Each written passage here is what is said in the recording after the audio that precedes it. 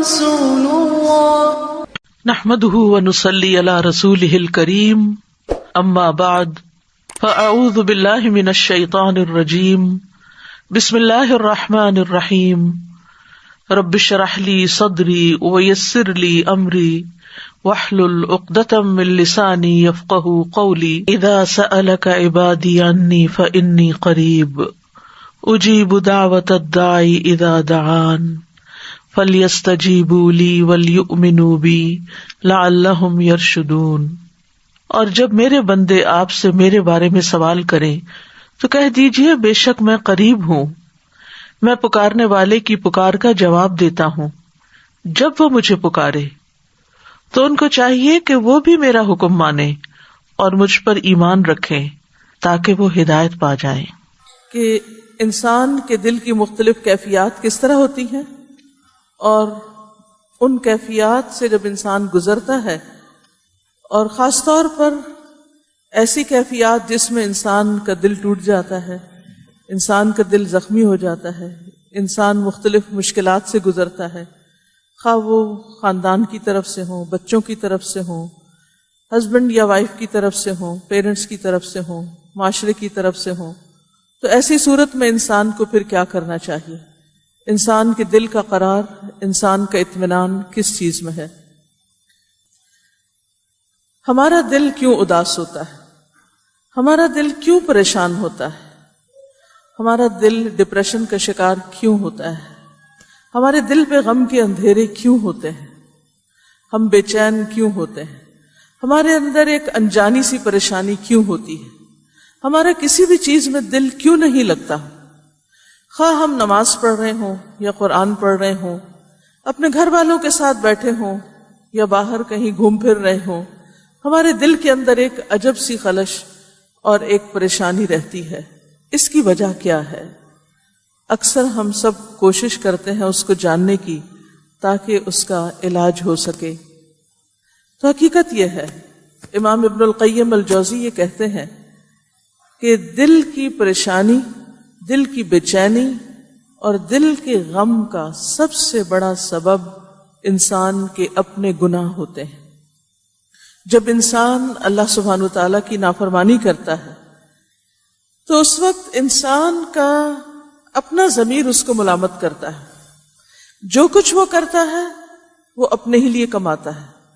ان احسنتم احسنتم لانفسکم وان اسأتم فلہا، کہ اگر تم اچھا کرو گے تو اپنے ہی لیے کرو گے، اور اگر تم نے برا کیا تو اس کا نتیجہ بھی خود ہی بھگتنا پڑے گا۔ اگرچہ اللہ سبحانہ وتعالیٰ نے انسان کے غلط کاموں کی سزا کے لیے، محاسبے کے لیے آخرت کا دن رکھا ہے، لیکن غلط کام انسان جب بھی کرتا ہے تو اس کا نتیجہ اس کو دنیا میں بھی دیکھنا پڑتا ہے، اور وہ دلوں کی بے چینی اور اضطراب کی شکل میں ہوتا ہے۔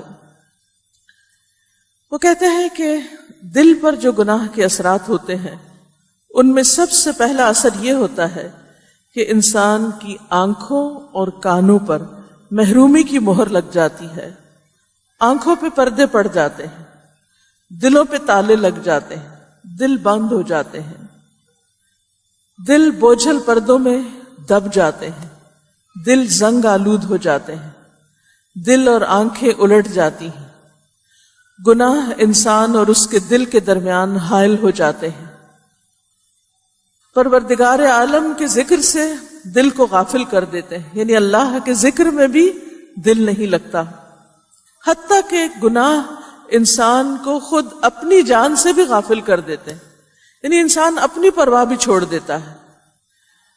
اللہ سبحانہ وتعالی ایسے شخص کے دل کو پاک نہیں کرتا، تطہیر تزکیے کا عمل رک جاتا ہے، سینہ تنگ و تاریک ہو جاتا ہے، دل گھٹنے لگتا ہے اور انسان حق سے بھٹک جاتا ہے۔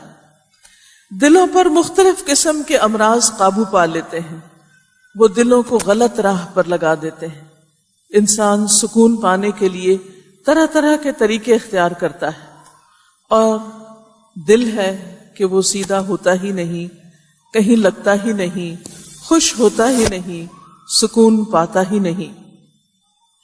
امام احمد نے حذیفہ بن یمان سے ایک روایت کی ہے کہ دل 4 قسم کے ہوتے ہیں. نمبر 1، قلب اجرد، بے داغ دل جس کے اندر چراغ کی روشنی چمکتی ہے، یہ مومن کا قلب ہے جس کا دل روشن ہوتا ہے، نورانی ہوتا ہے. نمبر 2، قلب اغلب جس پر پردے پڑے ہوئے ہیں، یہ کافر کا دل ہوتا ہے. وَعَلَىٰ قُلُوبِهِمْ،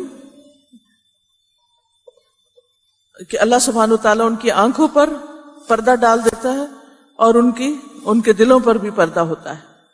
نمبر 3، قلب منکوس، سرنگوں دل، الٹا دل، یہ منافق کا دل ہوتا ہے.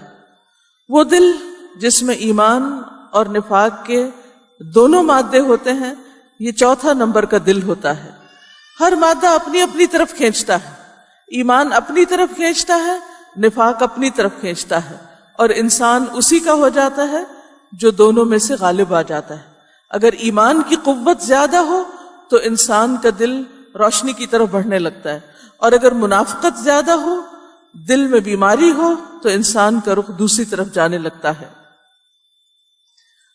دوسری چیز جو امام ابن القیم الجوزی کہتے ہیں، وہ کہتے ہیں کہ گناہوں کی وجہ سے انسان کو اللہ تعالی کی عبادت سے نفرت ہو جاتی، عبادت اچھی نہیں لگتی، نماز پڑھنے کو دل نہیں کرتا، قرآن پڑھنے کو دل نہیں کرتا، ذکر کی مجلسوں سے انسان دور بھاگنے لگتا ہے. اگر کوئی کسی کو بلائے کہ آؤ اللہ کی بات سنے تو اس کا دل وحشت کا شکار ہو جاتا ہے اور انسان وہاں سے بھاگ نکلتا ہے. تیسری چیز یہ کہ گناہوں کی وجہ سے دل بہرا ہو جاتا ہے، حق بات سننا نہیں چاہتا، حق بات اس کو گوارا ہی نہیں ہوتی، وہ انسان کو گنگا بنا دیتا ہے، زبان سے حق بات نہیں نکلتی، اندھا بنا دیتا ہے، انسان حق کو دیکھ نہیں سکتا. جس طرح ہماری آنکھیں دیکھتی ہیں ایسے ہی ہمارا دل بھی دیکھتا ہے، جیسے ہمارے کان سنتے ہیں ایسے ہمارا دل بھی سنتا ہے، اس کی بھی ایک آواز ہوتی ہے. اسی طرح انسان جب بولتا ہے تو اگر دل بیمار ہو تو حق بات کر نہیں سکتا. اور پھر جیسے آنکھ سے نہ دیکھنے والے کے لیے بینائی بہت دور کی چیز ہوتی ہے، کان سے نہ سننے والے کے لیے سماعت دور کی چیز ہوتی ہے، نہ بولنے والے کے لیے کلام دور کی چیز ہوتی ہے، اسی طرح دل کا اندھا، بہرا اور گنگا پن ہونا انسان سے حق کی پہچان اور حق کے اتباع کی صلاحیت چھین لیتا ہے. قرآن مجید میں اللہ تعالیٰ فرماتے ہیں فَإِنَّهَا لَا تَعْمَى الْأَبْصَارُ وَلَكِنْ تَعْمَى الْقُلُوبُ الَّتِي فِي الصُّدُورِ. بات یہ ہے کہ کچھ آنکھیں اندھی نہیں ہوتی بلکہ وہ دل جو سینوں میں ہیں وہ اندھے ہو جایا کرتے ہیں. تو یہاں یہ بات نہیں کہ انسان دیکھ نہیں سکتا، لیکن حقیقت یہ ہے کہ انسان حق کو نہیں دیکھ سکتا، عبرت کی نگاہ سے نہیں دیکھ سکتا، خیر کی نگاہ سے نہیں دیکھ سکتا. پھر اسی طرح انسان جو عمل کرتا ہے، جو اس کے ایکشنز ہوتے ہیں، جو اس کے معاملات ہوتے ہیں لوگوں کے ساتھ، وہ بھی درست نہیں رہتے، کیونکہ قلب کی حیثیت انسان کے جسم میں ایسے ہی ہے جیسے ایک مملکت کے اندر کسی کنگ کی حیثیت ہوتی. ساری مملکت اس بادشاہ کے حکم کے مطابق کام کرتی.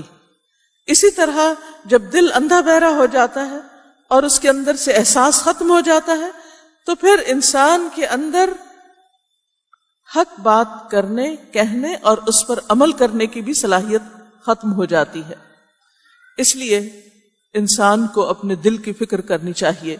اسی طرح چوتھی بات یہ ہے کہ گناہ انسان کے دل کو اس طرح دھنسا دیتے ہیں جس طرح مکان اور مکان کا سارا سر و سامان زمین میں دھنس جاتا ہے.